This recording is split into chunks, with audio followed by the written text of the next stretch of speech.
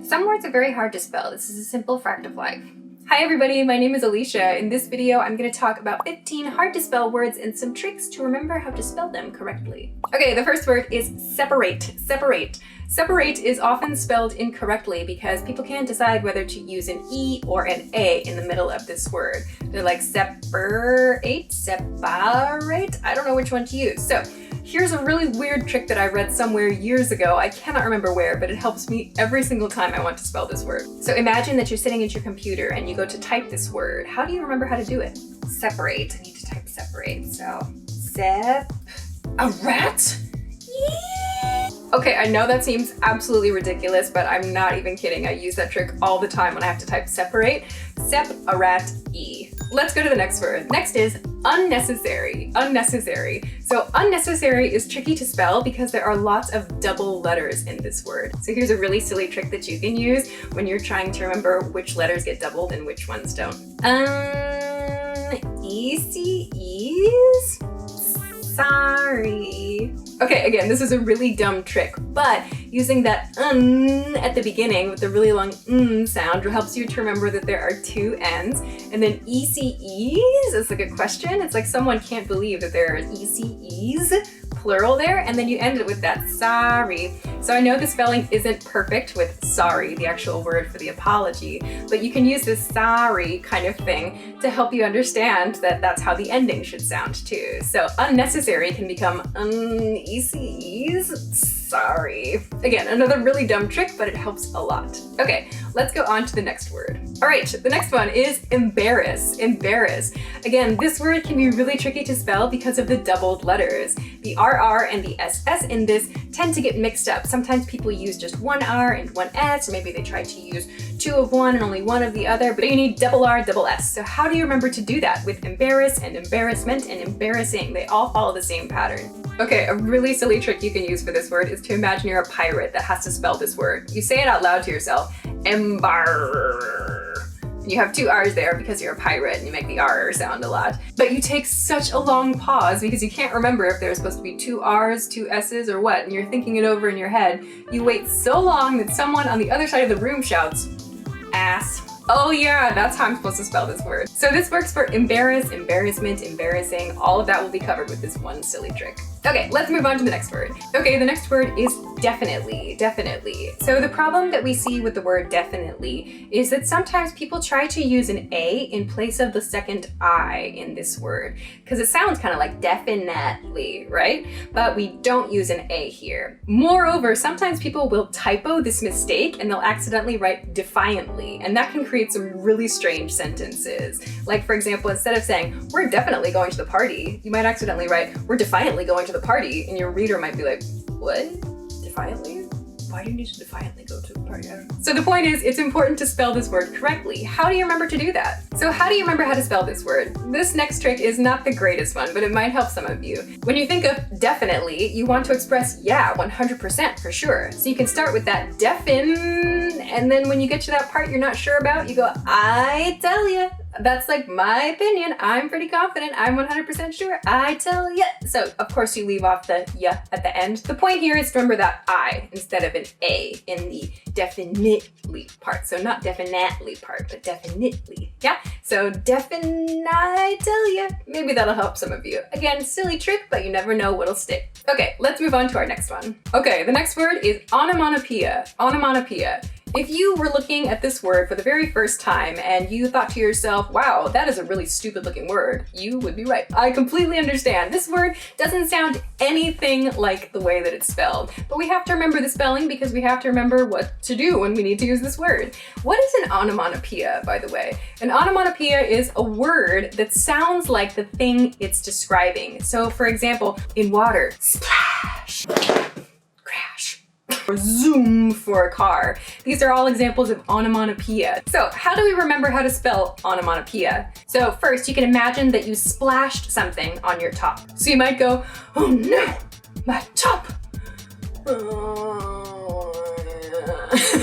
Okay, so the last vowel sounds aren't so easy to remember. So if that's a little bit harder for you, here's a mnemonic that borrows from a very common kids song in English. You can start with the same thing. Oh no, my top. P-O-E-I-A. Again, extremely silly, but if it helps you to remember how to spell this and it reminds you of something silly in the process, then you win. You get to spell the word correctly and have a little bit of a laugh as you write. Yeah. The next word is commitment, commitment. So this is another one of those words that's hard to remember. Should I double the letters? Should I not double the letters? And in this one, we need double M, but just one T in the middle there. So how do we remember this one? Commitment, commitment. You can borrow a song from a very popular children's movie from the US many years ago. Commit me, NT, to a world of perfect punctuation. You can put in your own words if you like there. Commit me breaks down whether we need that M sound to be doubled and the T sound to be doubled. So we have com and mit. They both have an M in them, right? So that tells us that we need two M's there. We have com, mit, and then me. So that shows us only one T goes there. All right, onward. Oh no, this one is so silly. Oh. Okay, the next word is voila. Voila. So this word comes from French. Voila, and we use it when we want to show something that we have done. We're like, look at me, I've done this. Isn't this great? This looks awesome, right? I wanted to include this word on the list because I saw like a DIY influencer, a DIY YouTuber or something like that, trying to use this word at the end of her presentation. She wanted to show off something she had made and she tried to use voila, but instead she wrote voila, W-A-L-L-A, and I was like, oh no, I must do something. So how do we remember the correct spelling for this word? Okay, imagine that you are showing something off that you've created to someone else. You want to say voila to express that. When you do that, you go voila, right? So your arms go voila into this V position. You go like this, you go voila to show that you finished it, and someone else goes, oh, I love what you've done here. Oh, I love that. V-O-I-L-A, voila. Don't spell this voila, not correct. Voila. There's your French lesson for the day. Okay, on to the next one. Okay, the next word is questionnaire, questionnaire. So a questionnaire refers to like a survey, yeah? Something that you give people to gain information. They answer some questions about a service or product, you check it out. So how do we remember to spell questionnaire correctly? The NN at the end followed by A-I-R-E can be kind of confusing. So here's a really quick trick that you can use to help you remember this one. Question? Nah, ire. So you don't have to remember the last part at the end if you don't want to, but the key here is that double N there. And the ire is there to help you remember that the I-R-E sound is what produces that air at the end. So this one isn't a super silly trick, but it might help you to remember that we need to double the N's and end with that I-R-E. Question? Nah, ire. Okay, let's go to the next one. The next one is assassination. Assassination. So assassination is difficult because we tend to forget, again, which letters need to be doubled here and which ones don't. How do you remember this? So a really kind of rude trick that you can use to remember how to spell this word is to break it down into ass-ass-I-nation. So why is this trick helpful? Assassinations are often related to people in political power, so having that nation keyword in the end there can kind of help you to remember the meaning as well. So yes, this trick is a little bit rude, but it is very silly and it can help you to remember that you need to double the S's in both parts of this word. Ass-ass-I-nation. Assassination. The next word is mischievous. Mischievous. This word can be spelled a couple of different ways, but there's one way that's considered the standard way, and there's another way that's considered the non-standard way. According to Merriam-Webster's dictionary, the mischievous and the associated spelling are considered non-standard, but they are still used today. The standard version is mischievous, mischievous. So the difference here is that the I in the middle of this word is moved to the end of the word in the non-standard pronunciation. If you want to make sure you remember the standard spelling and the standard pronunciation, you can use this trick. Mischievous.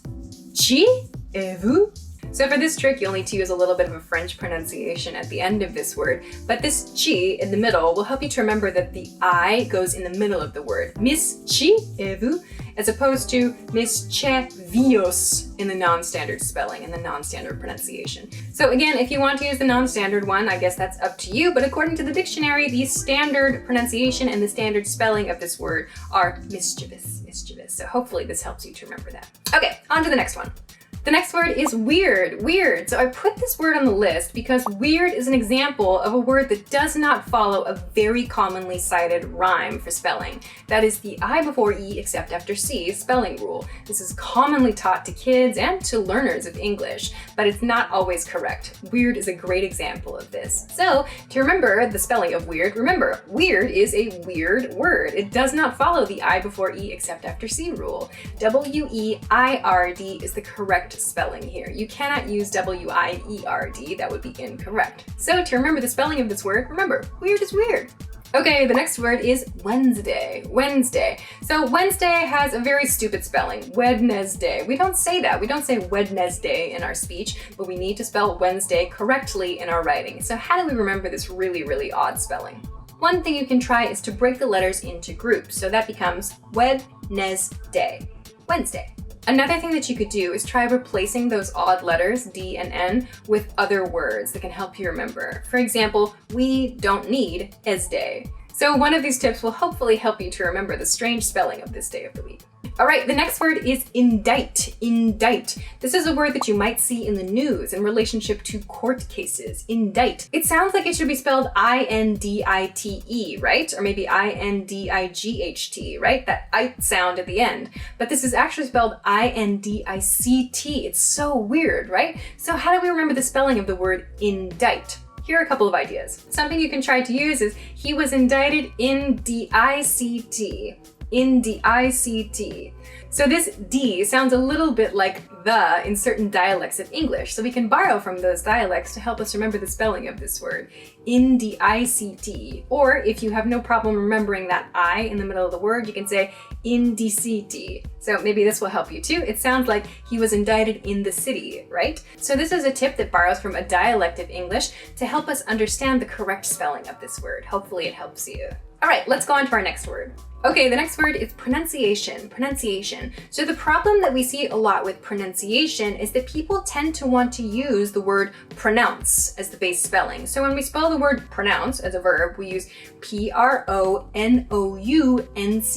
pronounce. But we do not follow this same spelling rule when we use pronunciation. It's actually pronunciation. There's no pronunciation here, right? So we need to change that. We need to reflect that in the spelling of this word. How do we remember that pronounce and pronounce are spelled differently, even though they seem so similar? Here's a way that you can break this word into parts to help you remember the correct spelling. Pronunciation. Pronunciation. So this is kind of silly because it suggests the idea of a pro-nun CIA. The CIA is a group of spies, a very high-class group of spies in the USA. So a pro-nun CIA group sounds kind of funny. But this can help you, hopefully, to remember that pronunciation has a different spelling from pronounce. So not pronunciation, but pronunciation. So hopefully this tip will help you with this word. Okay, let's go on to the next one. The next word is kernel. Kernel, look at this word. It's so silly. Look at the spelling of this word. The discrepancy between the spelling and the pronunciation of this word is absurd. I know, that's just the way it is. If you saw this word and you heard me pronounce it and you were like, wow, really? I would be like, yeah, I know. But we have to live with it. That's just the way that this word is. Kernel. It doesn't look anything like the way that it sounds, but we need to remember the spelling of this word. And it will also help you when you see this word in text. So, how do we remember the spelling of the word kernel? Okay, here's a kind of weird little trick that you can try to apply to remember this. Colonel Colonel was promoted last year. So Colonel. So this trick requires that we think of a colonel whose name is Colonel, but it breaks the word down into a few units that are hopefully a little bit easier to remember than this spelling, which is not so intuitive. So colonel becomes Colonel, and hopefully you can remember it a little bit easier.